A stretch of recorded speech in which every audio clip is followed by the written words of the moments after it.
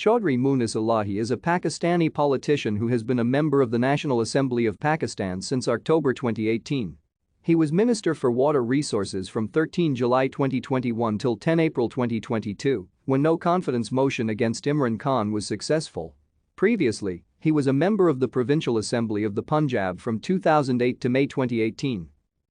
Moonis Elahi was born on 12 April 1976 in Lahore, Pakistan to Chaudhry Pervez Elahi.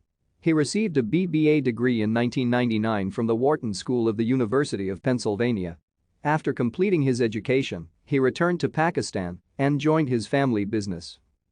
Elahi ran for the Provincial Assembly of the Punjab as a candidate of the Pakistan Muslim League from two constituencies in the 2008 Pakistani general election.